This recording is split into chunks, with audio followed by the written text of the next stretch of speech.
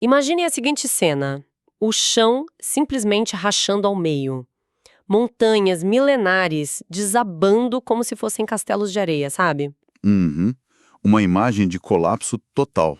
Exato. Montanhas inteiras sendo engolidas por um oceano em fúria, com águas escuras e espumantes, engolindo toda a criação. É o verdadeiro fim do mundo. Sim. E agora tentem imaginar essa mesmíssima cena de aniquilação total sendo cantada.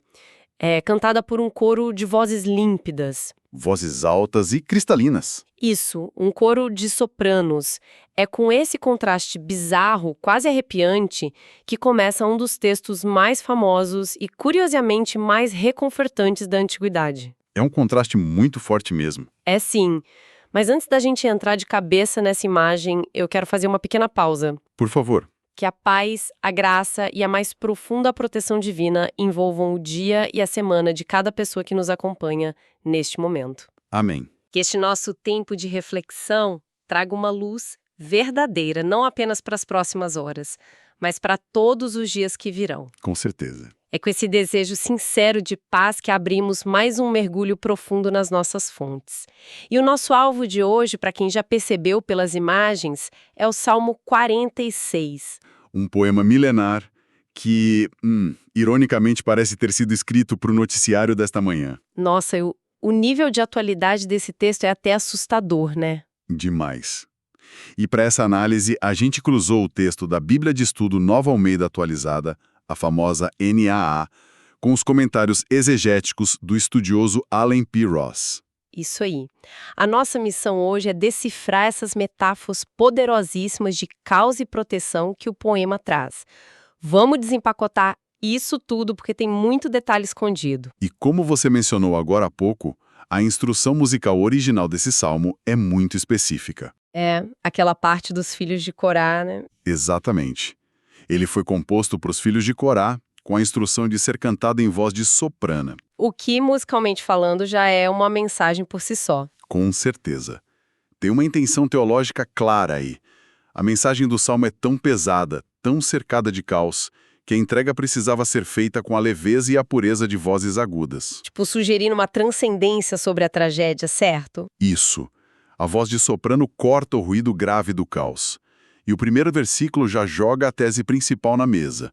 Ele diz, Deus é o nosso refúgio e fortaleza, socorro bem presente nas tribulações. É uma frase tão conhecida, a gente repete tanto, que às vezes perde o peso do que ela realmente significa. O que é fascinante aqui é a raiz das palavras no original hebraico.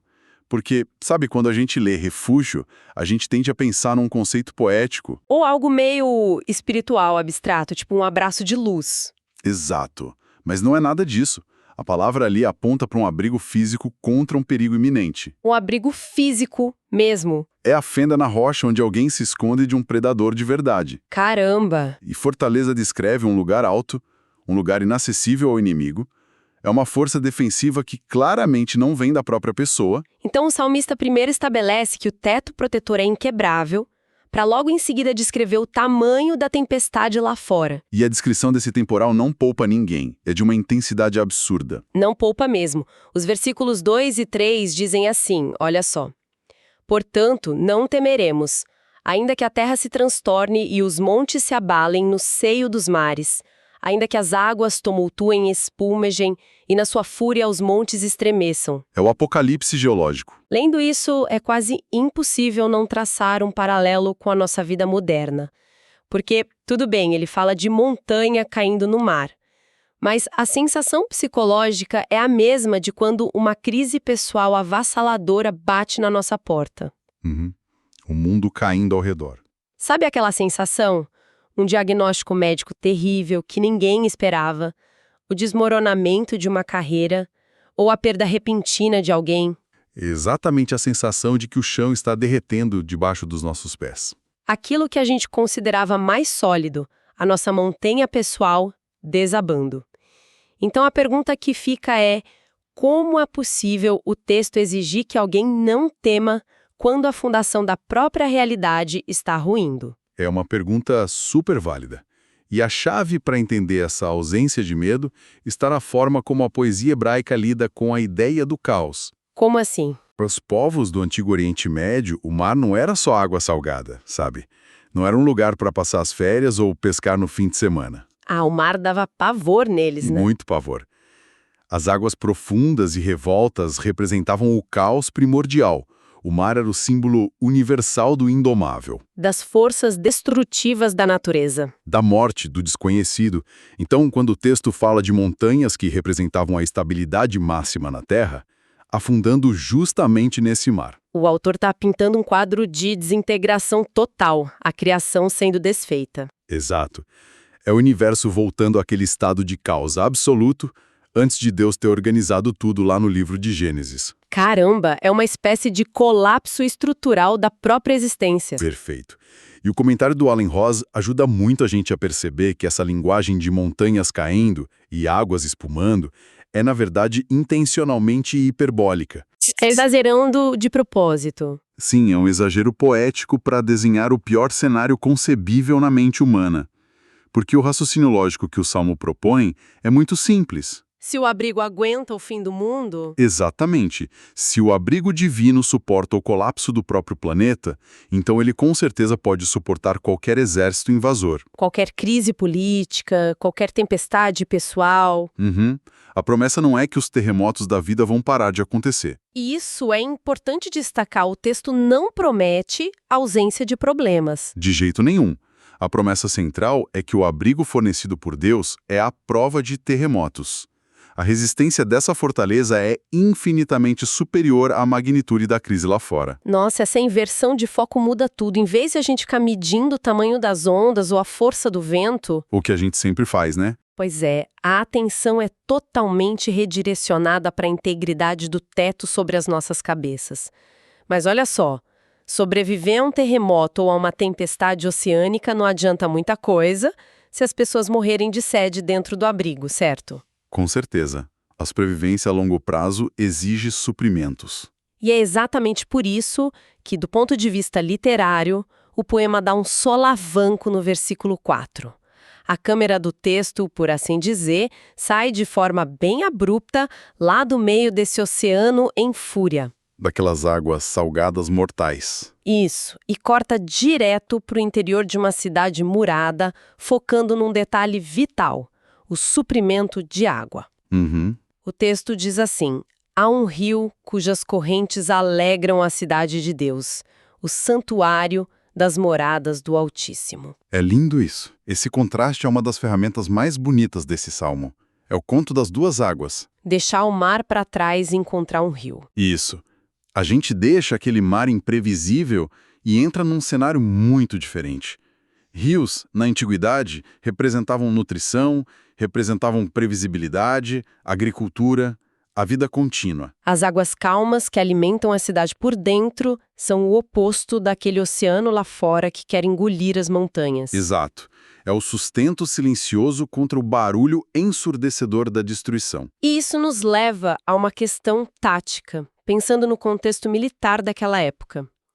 Porque uma cidade antiga, quando era sitiada por um exército inimigo... Ela podia ter as muralhas mais grossas e altas do mundo. Pois é, mas se o suprimento de água fosse cortado, a cidade caía em questão de dias, não tinha como aguentar.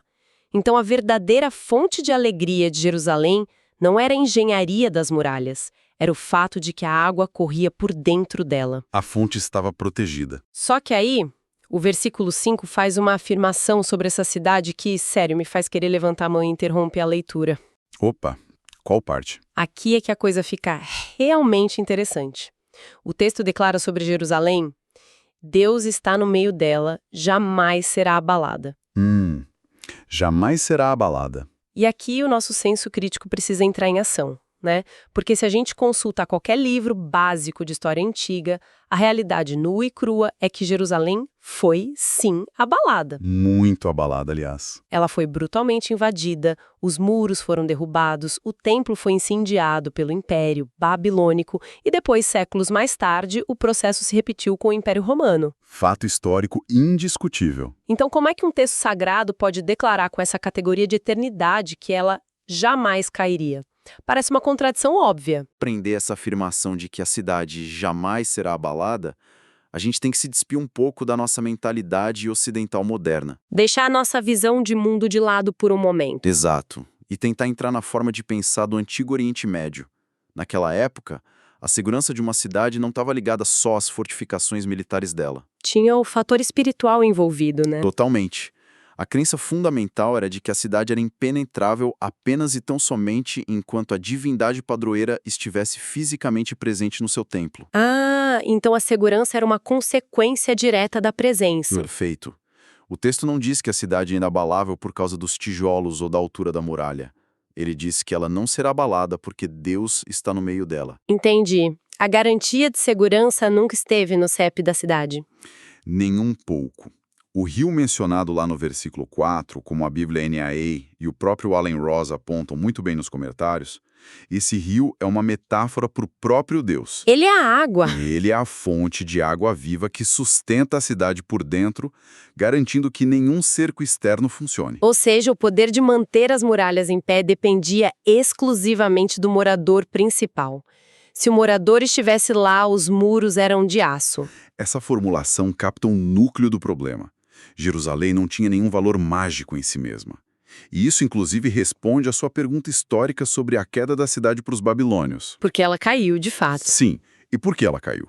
Para entender o mecanismo dessa tragédia, a análise teológica manda a gente lá para os registros do profeta Ezequiel. Ah, os capítulos 8 e 10, né? Isso mesmo. Ezequiel detalha o que aconteceu nos bastidores espirituais antes das muralhas físicas virem abaixo. Ele mostra que a corrupção e a idolatria do povo tinham chegado a níveis extremos. O pessoal estava cultuando outros deuses dentro do próprio templo de Deus. Exatamente. A idolatria se infiltrou nos pátios sagrados. E diante dessa quebra total de aliança, o profeta tem uma visão aterradora. O que ele vê... Ele vê a glória manifesta de Deus, essa presença que tornava a cidade invulnerável, se levantando. Ela sai do Santo dos Santos, se move para a entrada do templo, depois vai para fora dos muros da cidade. Nossa, paira sobre o Monte das Oliveiras. Isso, e finalmente vai embora. A presença se retira. É uma imagem desoladora. O rio secou por dentro muito antes de o inimigo atacar por fora. Exatamente isso. Sem o seu morador, como você bem colocou, Jerusalém virou só um amontoado comum de pedras no meio do Oriente Médio. Perdeu toda a sustentação transcendente. As muralhas não tinham mais força nenhuma, e aí o Império Babilônico entrou com a maior facilidade. É por isso que o Salmo repete um refrão muito importante, dizendo que o Senhor dos Exércitos está conosco, o Deus de Jacó é o nosso refúgio. Esse título, Senhor dos Exércitos, é bem imponente. Yahweh Sabaoth, no hebraico.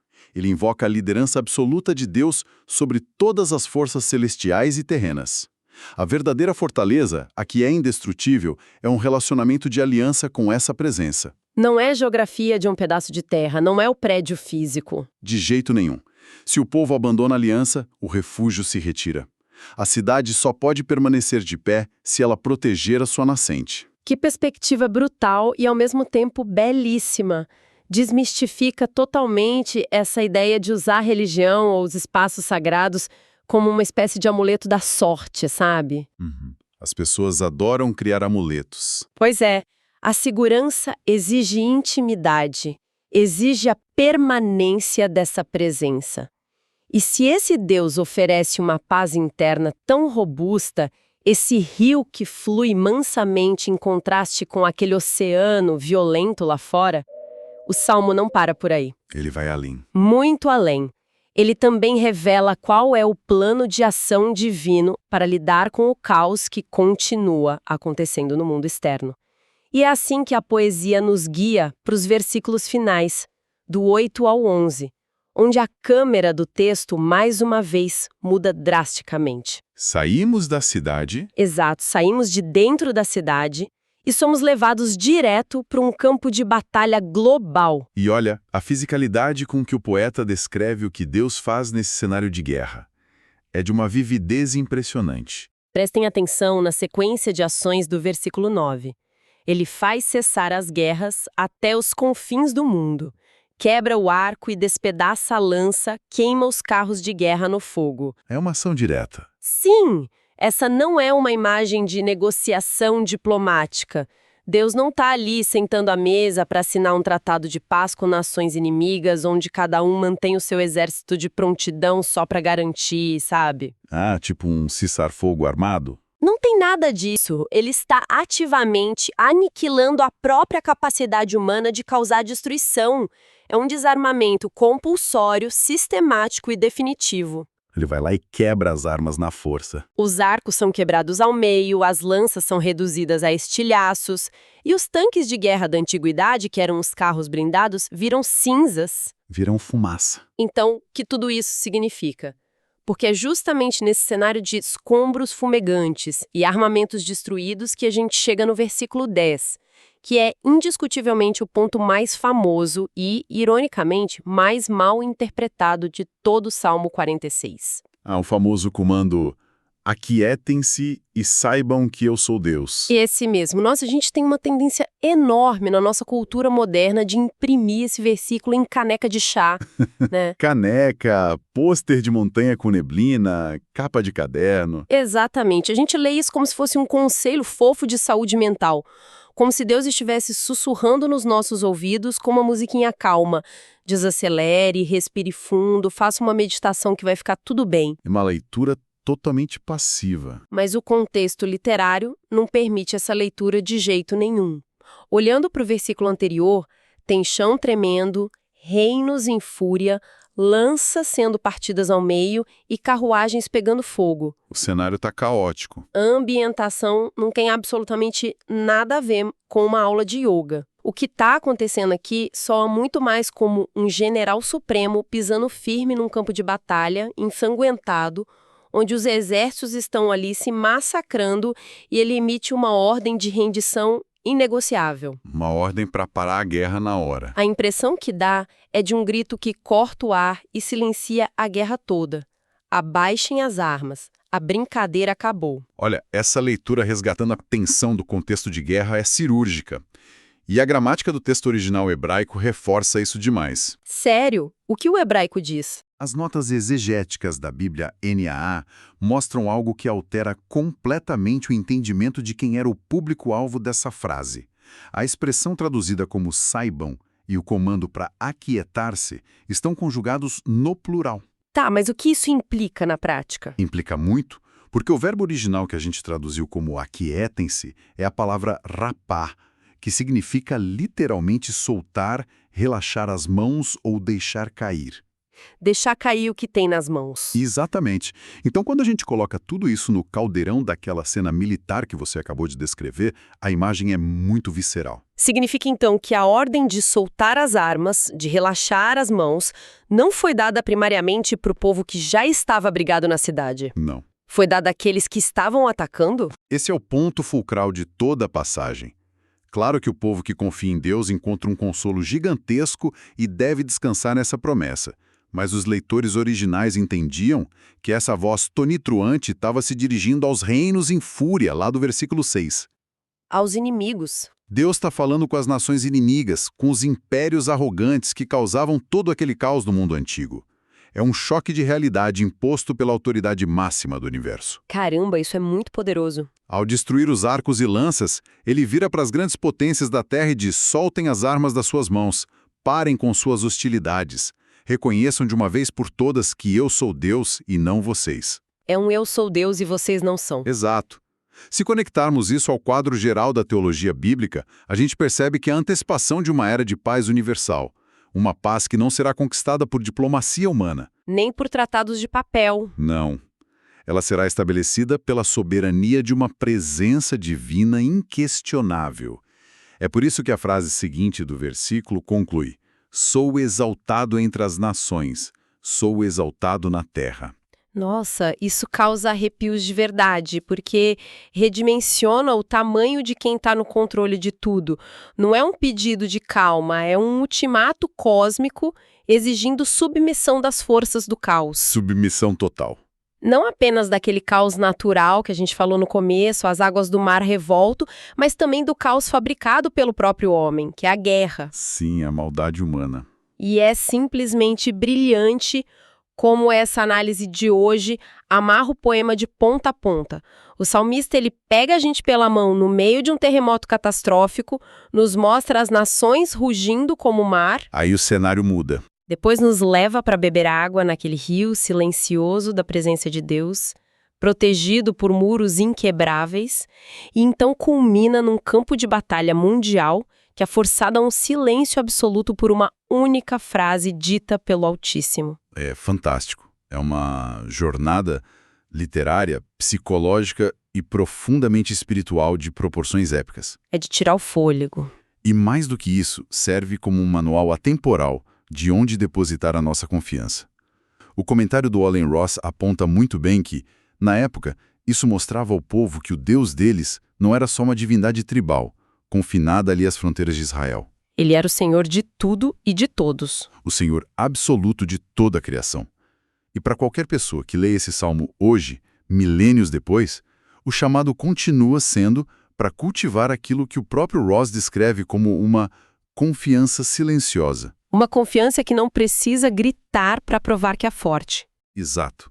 Diante da fúria dos oceanos modernos, sejam eles problemas políticos globais, crises econômicas ou até aquelas tragédias invisíveis que acontecem dentro das nossas próprias casas, a resposta instintiva do ser humano costuma ser o pânico. O pânico ou a tentativa inútil de construir nossos próprios abrigos, né? Sim, a gente tenta resolver com a nossa força, mas a resposta que o Salmo exige, no entanto, é o abandono dessas defesas vazias e o descanso na realidade de que o verdadeiro refúgio é intransponível. É o abandono da nossa ilusão de controle. A gente acha que tem as rédeas da vida, mas na verdade não tem. E esse detalhe brilhante sobre o desarmamento, sobre o verbo de soltar as lanças e queimar os carros de guerra, isso nos deixa com um pensamento profundamente provocativo para encerrar nossa jornada de hoje. Qual o pensamento? Pensemos o seguinte: se a paz verdadeira só é alcançada quando as armas humanas são estilhaçadas e lançadas no fogo para que a soberania divina assuma o controle, qual é o nosso equivalente hoje? Uma excelente pergunta. Porque a gente vive numa busca desesperada, exaustiva mesmo, por garantir o nosso próprio futuro. A gente tenta criar fortalezas impenetráveis, seja a segurança financeira, status social ou até muros emocionais de isolamento para não nos machucarmos nas relações, sabe? E acabamos secando o rio por dentro. Exatamente. Então fica a reflexão. Quais são os carros de guerra que nós mesmos fabricamos todos os dias? Se a gente quiser que o rio pacífico da presença dele flua de verdade pelas ruas das nossas vidas, talvez o primeiríssimo passo seja justamente ouvir essa ordem de rendição e soltar os nossos arcos, deixar cair as armas. Rafa. Relaxar as mãos. Isso. O que precisamos lançar no fogo para finalmente experimentarmos essa confiança silenciosa e deixarmos Deus ser Deus. Fica esse questionamento no ar sobre que tipo de muralhas estamos construindo por aí e quem de fato as habita. Uma reflexão muito necessária. Bem, nosso estudo exegético se encerra aqui. Foi um privilégio enorme mergulhar nestas fontes com todos vocês e compartilhar essas descobertas profundas. Foi excelente. Mas atenção, para quem está nos ouvindo agora, este tempo de paz e conexão não acabou por aqui. Tem mais. Imediatamente após a nossa despedida, este áudio continua com um belíssimo louvor.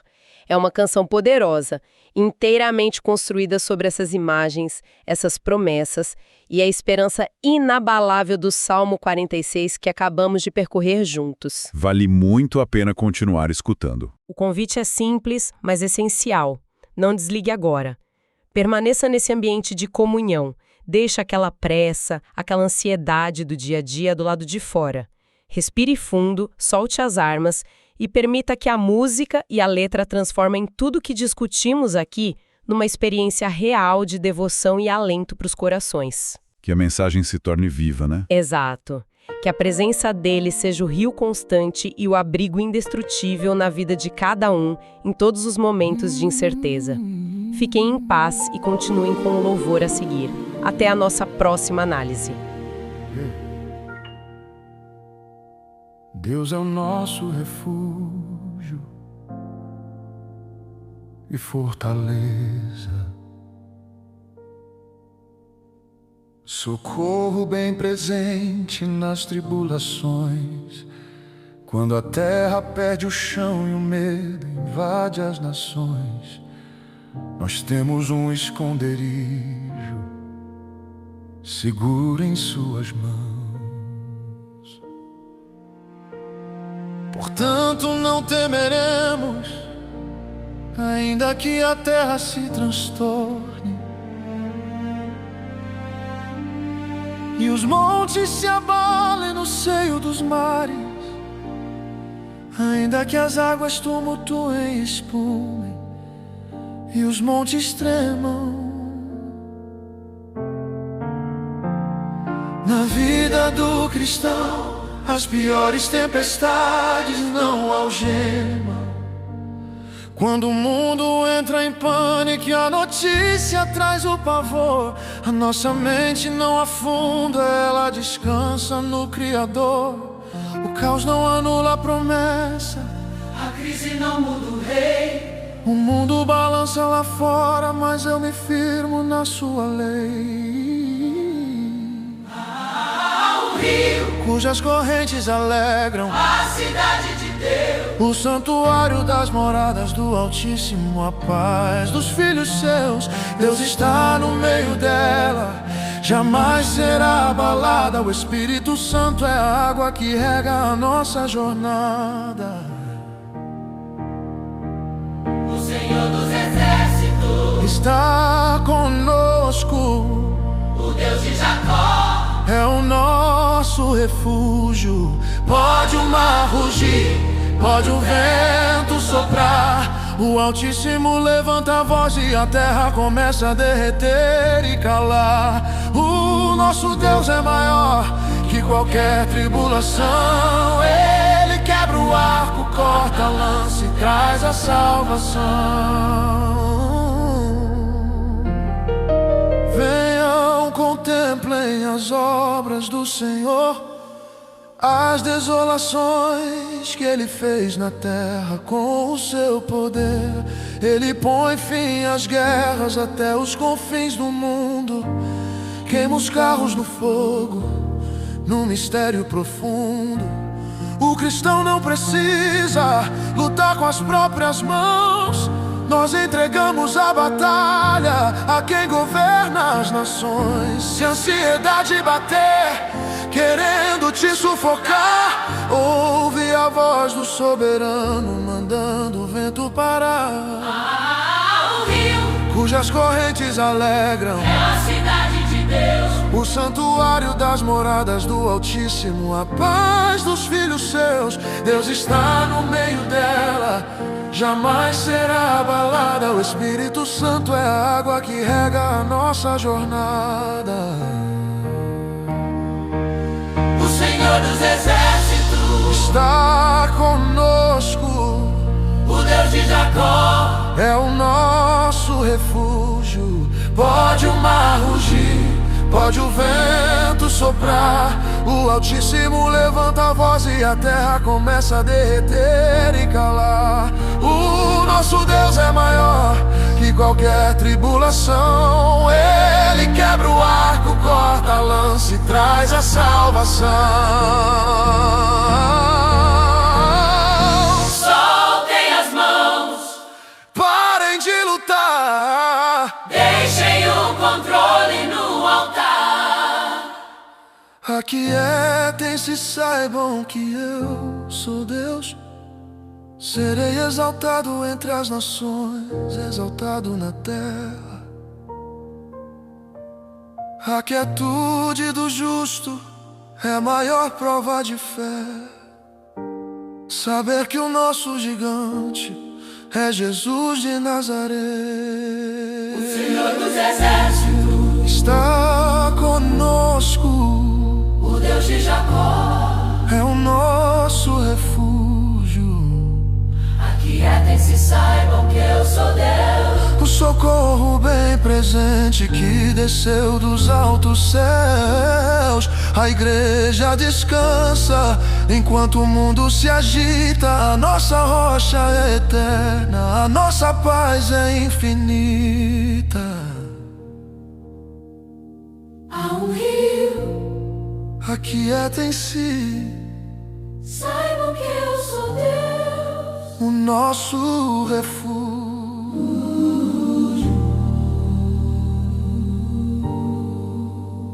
O nosso refúgio.